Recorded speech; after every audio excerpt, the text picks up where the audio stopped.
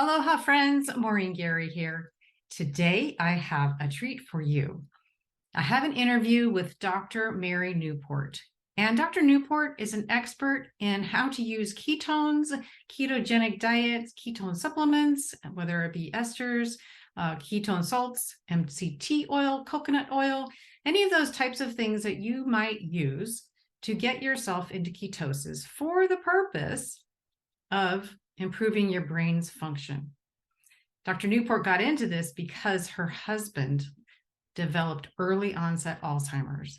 And through her research, she discovered how treating him with coconut oil, which you may have already seen her talk about in many venues, she's been on this scene for quite some time, talking about how to manipulate your diet to have your brain work better. She's been a neonatologist. She's actually retired now. She was a neonatologist for 30 years. And when she retired, that was when she had to get back into the nutrition, learn actually, not back into nutrition, but learn about nutrition so that she could help her husband to have many more years of quality time before he finally did succumb to traumatic brain injury, which really sent him downhill. But in any case, she is bringing the message that brain energetics are a really important topic. How we feed our brains, what we give our brains as substrate, whether it's going to be sugar, whether it's going to be fats, and then the fats get converted to ketones. These are really important in how our brain is able to function. So without any more introduction, I would like you to enjoy this interview with Dr. Mary Newport. And thanks for being here. There you go. Dr. Mary Newport, welcome. It's so good to see you again. How are you? I am great. How are you, Maureen? Thank you so much for having me on your program. I'm so excited to talk to you because you have something new going on. You got a new book coming out, and we're going to get into that a little bit. But I wanted to first, if people don't have a good introduction of you, I want you to take just a few minutes for you to give us the background of how you even got into this ketogenic and brain thing. I'm going to link at the end of this video. I'm going to link to our previous videos because we spoke at length on the Female Brain Summits, and you gave a lot of explanation about how you did get into this field. But let's just do a little quick recap for people who haven't seen those yet and don't quite know what you're all about. Right. Okay. So I am a physician. I practiced newborn intensive care for 30 years. But then my husband, Steve, who was an accountant for my practice, developed early onset Alzheimer's disease. So that took me really to the opposite end of the spectrum and began researching all of that. And I became very interested in ketones as an alternative fuel for the brain when I very literally accidentally came across a press release for a medical food that claimed to improve memory and cognition in people with Alzheimer's. And when I found their patent application, I learned that it was MCT oil, which is an oil that is converted to ketones, which is an alternative fuel to glucose for the brain. And I learned at that point that Alzheimer's is a type of diabetes of the brain. I learned this through the patent application. There's a problem with glucose uptake in the brain, and a fuel like glucose is needed to basically make energy in the brain that all cells need to operate. So there's abnormal glucose uptake in the Alzheimer brain. And the idea is that you can use this alternative fuel, ketones, to fuel the brain and possibly help improve somebody with Alzheimer's. So that happened one night, the day before Steve was trying out for a clinical trial, and he was scheduled for 2 days in a row. And I learned that MCT oil, I knew what MCT oil was because I'm a newborn specialist. We used to add it to the feedings of our tiny preemies back in the 1980s. And it's MCTs, medium chain triglycerides, are in breast milk. So I recognized what it was. I didn't know how or if I could get it, but what I read in the patent application was that it was extracted from coconut oil. So what I started with for my husband was giving him coconut oil. I was able to figure out how much to give him based on, the amount of medical food, the medical food that was used in the studies. So he had a dramatic response to it. He tried out for a clinical trial the next day. He had a big improvement on his test scores, and he got into a clinical trial, and I didn't know if it was really the coconut oil or just really good luck, but we kept it going, and he's just steadily improved for a number of months. We could see almost every day, we could see improvements in his symptoms of Alzheimer's, and it added a great deal of quality to his life. 2 years later, I had gotten in communication with one of the world experts on ketones, Dr. Richard Beach, fairly early on, and kept in touch with him. And he had been studying ketones. He was a biochemist PhD, but also an MD, and he was developing a ketone ester based on this idea of ketones as an alternative fuel for the brain. And the ketone ester could get ketone levels very, very high compared to using MCT oil or coconut oil.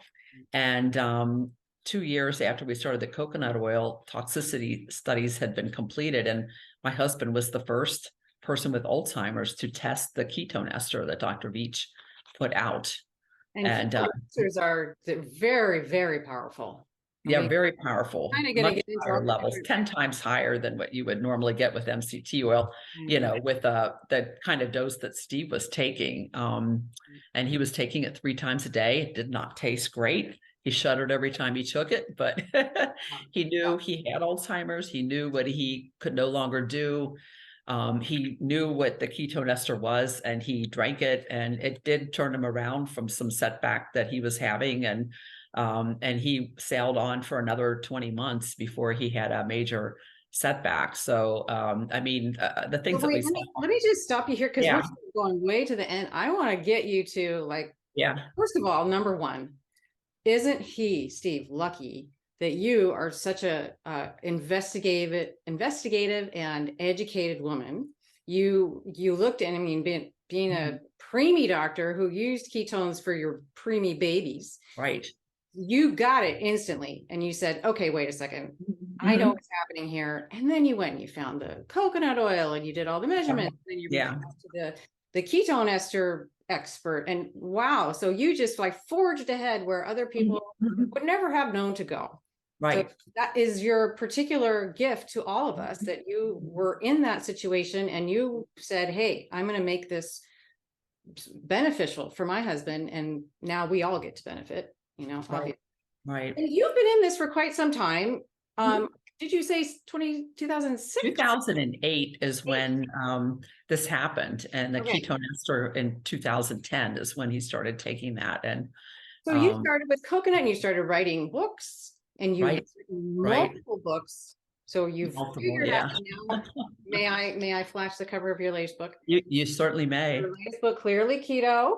There it is, everybody. This is coming on to the market in just a few days, end of this month. What is different in this? What have you learned about how to deliver the message? Because people don't necessarily get to go to talk to Dr. Beach. I mean, he's passed away, right? Yeah. So that door's closed, but you are here and you can explain all this. And how has your evolution of thought, what has been your evolution of thought in getting this message out to people, everyday folks who are thinking about their brains and say, I want to just know what I can do today to not get Alzheimer's at all? Yeah. Well, my first approach in the beginning, I was trying to get to the Alzheimer's Association. There was an Alzheimer's study group. Sandra Day O'Connor was part of it. Her husband had Alzheimer's. So she was actually the first one I wrote a letter to, and I wrote all about this. You know, that Alzheimer's is a type of diabetes of the brain, and that ketones could help as an alternative fuel, and that Dr. Beach was working on the ketone ester. He had not been able to get funding for clinical trials. You know, so my approach was to try to get these large groups interested and to try to promote the idea. This was a food. It was available on the shelf now. It's not a harmful drug, you know, that you have to worry about a lot of toxicities as you do with many medications. So it's like, well, this needs to be studied intensively, and why not at least let people know about this so that they can pick it up from the store and try it and see if it helps. You know, I knew that if it helped my husband, it was going to help many other people. So I was actually pretty overwhelmed with trying to get this out. And I wrote to media people. I wrote to politicians. 2008 was a big election year. I wrote to everybody. Yeah. And I got no response. I got no response from any of them. And I tried over and over with the Alzheimer's Association, and So you were it was very frustrating. talking to the top instead of the Right. bottom. You're talking to the Right. policymakers. Yeah, the And now policy. you're talking to the regular folk. Like you're Right. writing these books that are saying, hey guys, Yeah. do this. Yeah. So Yeah. what So is, what is this? I mean, it's a yeah. healthy brain aging and Alzheimer's prevention. Yeah. Alzheimer's prevention and healthy brain Yes. aging. Yeah. Dude, what is the big message from that frustration that you developed back in the late 2000s? And now you've gone through all the teens and now you're in 2022. Right. You probably know with this new book how to reach people, what the message is going to be that is going to get to the common person on the street. Right. And I think that's this book, right? Because it's the Mediterranean whole food diet. Right. What is that? What is a Mediterranean whole food ketogenic diet? Yeah. Well, it's the exact opposite of what a lot of people are eating these days. A lot of people, they eat a lot of fast foods or a lot of overly processed, ultra processed foods that, people eat an awful lot of food. Some people every meal. I mean, I used to something made with refined white flour. Yeah. Right. Refined white flour and sugar. You got to add those and bunch of oil, right? Yeah. And so much of the nutrients. Yeah. So much of the nutrients have been stripped out of those foods. And, a lot of synthetic vitamins are often, they have to fortify them then with vitamins because people become deficient. You can develop thyroid disease if you don't get enough iodine. There are all kinds of problems from not getting certain B vitamins that people can have. And when you don't eat whole grain, whole grains, basically, you're lacking some of these important B vitamins. You have to get them from someplace. They get fortified into the flour, which is a right. And they're and they're that's what you go into a lot of the nutrients in this book, right? But that's kind of the big picture. I mean, you have a great graphic in there. It's super simple to follow. It's sliding scale of carbohydrate, the fat and the protein. I'm sorry, the fat and the carbohydrate. And as you move along, lower carbohydrate and higher fat, you're getting closer and closer and closer to nutritional ketosis. Right. It kind of gives you the breakdown in that one graphic. What percentage you want to eat and how low do you have to go to get in ketosis without having a meter and all those technical things that people just don't want to do. Right. People won't track. Yeah. So the Mediterranean diet, it's really a whole food diet. It's a broad range of food groups. It emphasizes healthy fats. The Mediterranean especially emphasizes olive oil, which is mostly monounsaturated fat. And these monounsaturated fats are also in nuts and seeds, in avocados, for example. So they stress healthy fats. I add coconut oil. People often don't think, they often don't think of that as a healthy fat, but coconut oil is loaded with medium chain triglycerides. It's about 60% medium chain triglycerides. And those are saturated fats, but the melting point, for example, of MCT oil is less than freezing. It's liquid, well below freezing. And, people traditionally you think of saturated fat as solid fat, and it's really animal fat. And when you look at the breakdown of the fatty acids in coconut oil, the amount of saturated fat that is the same as the animal saturated fats is about 11%. It's very low. It's less than what is in olive oil. All oils have some saturated fat, all natural oils. And coconut oil, the ones that are the animal fats that are also in coconut oil are less than what is in olive oil. They're shorter chain, right? That's the whole thing. They're shorter chain. They're medium chain as opposed to long chain, which are an animal fat. Right. And they're partly converted to ketones. Yeah. So tell people briefly what is a ketone? Because I'm not sure everybody really knows. Why are ketones so great? What's going on? Yeah. Okay. So Basically, it's almost an evolutionary thing. Ketones have been around as a fuel since the first single cell living creatures came on Earth, and they've been really important to human development. Mhm. Humans, probably most of us know that humans go through and have gone through feast and famine. It's not so much of a problem now in our country where we live. There are people in our country that are starving, they're not getting enough to eat, but humans had periods of time, sometimes a week or two, where they really did not have anything to eat. And so when you have enough to eat, you put on fat, you store whatever's left over as fat. And when you don't have food to eat, when you start fasting or actually starving, after about 36 or 48 hours, you use up the glucose that is stored in your body. And glucose is the predominant fuel if you're eating a higher carb diet. So the typical American diet, your primary fuel is going to be glucose, and every cell needs fuel to operate. And especially your brain, it's about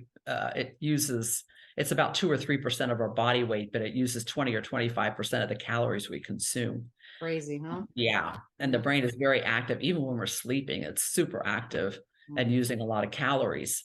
So once you use up the glucose in your body, muscle can be broken down and certain amino acids can be converted to glucose. But if we didn't have fat, we would use up all the muscle within 7 to 10 days. We'd be so weak, you would die at that point, if you didn't have fat. But because we have fat to burn, we start breaking down fat, and these fatty acids that are released from the fat can fuel your heart, your muscles, all of your organs, but it doesn't cross very easily into the brain. They're kind of larger molecules. They don't filter very well into the brain. I guess you could think of it that way. But fortunately, some of those fatty acids are converted in the liver to ketones, and ketones are tiny molecules. They're actually smaller than glucose molecules. They cross easily into the brain, and the brain cells can instantaneously switch over from using glucose to ketones. They both feed into the same biochemical pathway that makes the energy molecule ATP. And ATP is I think ATP, you need ATP to flex your muscle. You need ATP to relax your muscle again. You have to do everything. Every cell is like that, to operate, it needs ATP. Right. And so the ketones feed into that very same metabolic pathway, So to create. I have a question for you on this, because if you supplement with MCT, is that because medium chain triglycerides, is that because you want to break down or not have to break down these longer fatty acids? Is it just a direct route because it's too much work? You've got this 22 chain carbon, big, long fatty acid. Yeah. And that's going to take some work to break that down, to get that into a little ketone size. Yeah. But if you just short circuit that and you just go, hey, drink a little ketone supplement, this is MCT oil, or have some coconut oil. Yeah. Or ideally even a mixture of those two, I think you promote. Then you're saying to the brain, hey, here you go. This is a super simple source of getting all those ketone bodies that are going to make you operate really, really well. Yeah. Yeah. And it's, if you're eating a high carb diet, even if you eat some fat, these longer chain fats don't convert to ketones, but the medium chains, the MCTs do. They will, regardless of what you eat, MCT oil, the medium chain triglycerides will convert to ketones. Okay. The longer chain fats don't if you're eating a higher carb diet. So you have to kind of be either fasting or on a ketogenic diet, a high fat, low carb diet, for these long chain fats to be converted to ketones. Oh, isn't that interesting? That's a little gate. It says, Yes. okay, you're not going to get ketones until you drop those carbs down. Right. Interesting. So, well, I wanted to ask you, because we get into protein a little bit in this book, right? You have recommendations for per pound or per kilogram of body weight. And it's been a really, I believe in my world, I've seen it be a point of confusion, because if you say 10% of your diet as protein, or you say 1.6 grams per kilo, those are different numbers. They're different recommendations. Right. And it could be really confusing, especially if you're dropping your calories down to lose weight. So tell us just a little bit about why you chose to do the 1.1, or what is it, 1.1 to 2.2? Yeah, grams it's per kilogram about like 0.5 per kilogram or per pound per that you pound. weigh, Yeah. 0.5 grams, 1.1 per kilo. And that's And the lower end though. And if you start to yeah, be an you active can double person, that. Yeah, yes, you you can can double double that that. very safely. Yeah, and the people that are athletes that are doing bodybuilding, that kind of thing, Mhm. that want to build more muscle, they can easily double that. One of the things with a ketogenic diet is if you eat too much protein, you will convert some of that to glucose. So here's the question I have, and this is Yeah. the pushing point, is that we have such a propensity towards sarcopenia, and women have a really Right. hard time keeping lean body mass up. They Yes. just tend to shrink away and be Mhm. these little tiny frail women. Yeah. So it's a struggle. I think it's like a really intentional effort to keep Mhm. the body mass, the lean body mass that you have. Mhm. Yeah. And And that's very true. That's very true. And that's where it really a combination of getting enough protein. A lot of people really don't get enough protein. yeah, I mean, when you figure out, say an average size person, well, maybe a 150-pound person, this could be a man or a woman, that's 75 grams a day of protein. And that's quite a lot. It's quite a people lot. have a hard time getting that. Yeah, if And a they're lot not of people aren't intentional coming about it. close. They're lucky if they're getting half that much. A lot Yeah, of people, I believe, and right. especially women. And I know. for several years, I actually did hospice, and I was also doing after that in-home health risk assessments. And like you say, very tiny, thin women with almost no muscle mass, and men too. Men Mhm. lose a tremendous amount of muscle, but I think it's even a bigger problem for women. But Mhm. some of the patients, I'd be visiting them and seeing what they were eating. They were eating a thin soup that really didn't have much, Mhm. meat or eggs. You need to be eating something, to get enough protein. But the other factor is exercise, and Yeah. aerobic exercise is very good for keeping your heart strong and all of that. But resistance exercises are really important for helping maintain muscle mass. That's right. Yeah. And Gotta keep so that's one section. I have a pretty big section about that in my book. right. And there's some really simple exercises. I have a little demo. That's my sister as the model for Is that who the, that is? the demonstration in there. Yes. A few little exercises that I started doing every morning. Squats is Mhm. probably the number one. When I was researching this, I was looking for functional exercises for older people, basically was what I Yeah. was researching. And the consensus was many different sources that I read that squats is like the number one exercise to do Mhm. to There's some study maintain. somewhere that correlates glute or hamstring size and quad size to how long you're going to live.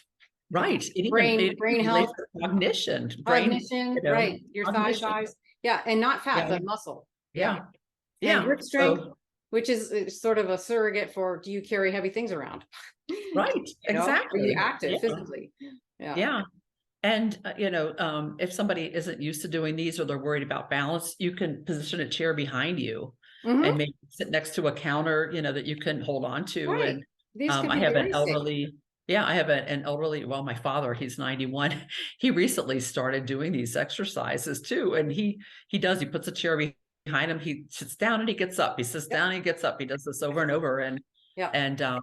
And wall push-ups, you think, well, doing a push-up on the ground is really hard if you're older and you're not used to exercise, but just doing a push-up against the wall, it's amazing how much it will work your upper body and And you have your to have core shoulders, your strength. back. Yeah. Yep. Yep. And another one called a wall plank, you do like a wall push-up, you come towards the wall, but then you hold the position and you try to do it for as long as you can. I do it for 30 seconds. I do it each set three times every morning. I do this, and you try to talk yourself out of doing exercise. And I always say, no, you are not going to start talking yourself out of it. Because that's your number one after diet, Right. right? Diet is the top.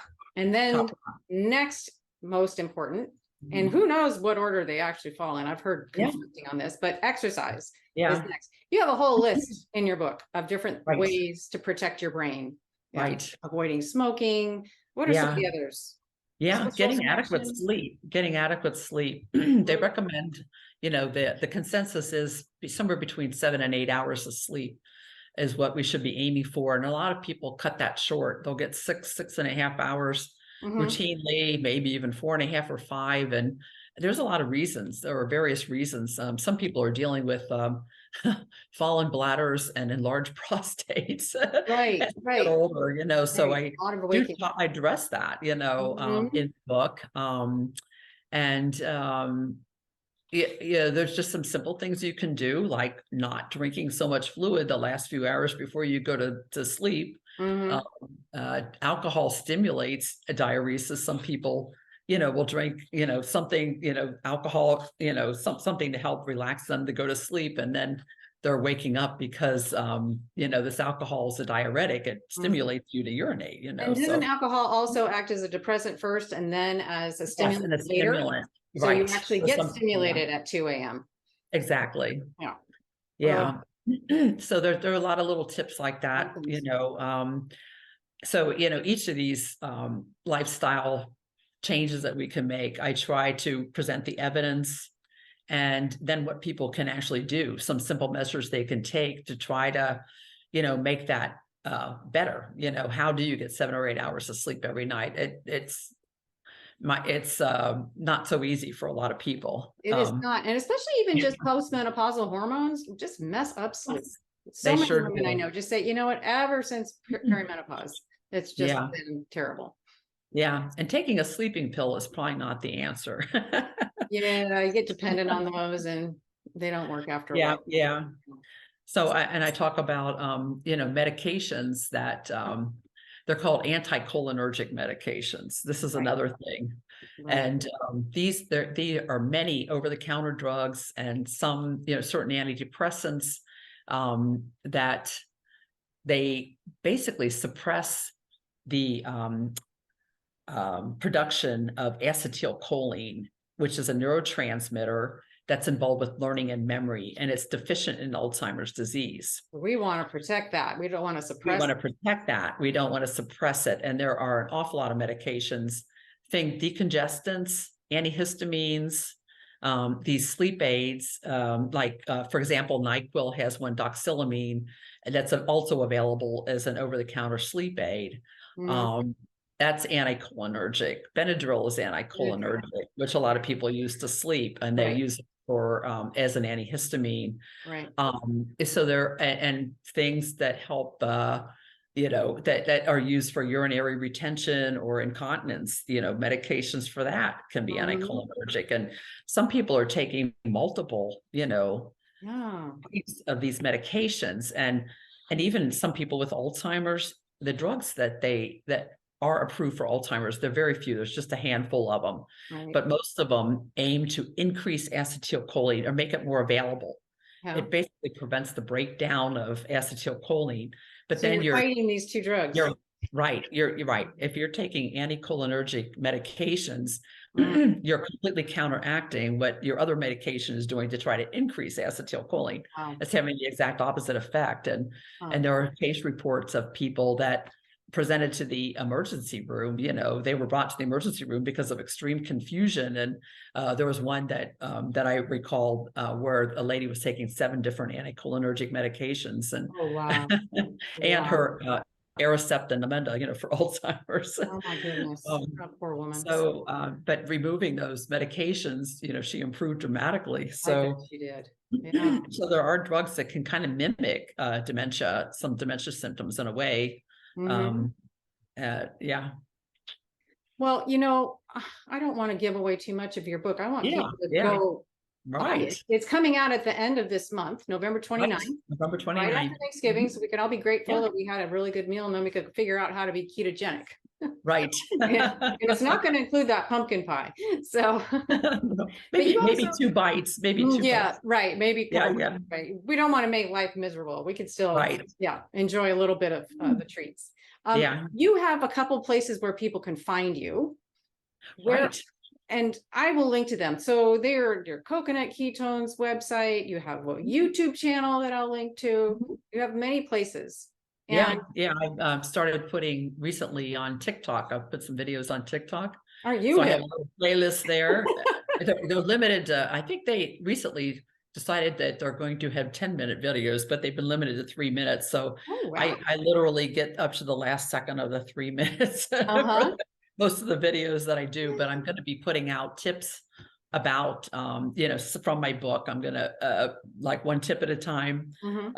that I will have coming out, but I have other videos there now explaining, coconut oil, how it can help Alzheimer's, and about the ketone ester, and various things like that. MCT oil, what's the difference between coconut and MCT oil? Mhm. That's That type of thing. And a little blurb about my book is on there too. And I'm gonna very soon, maybe this week, I'm gonna put up a video about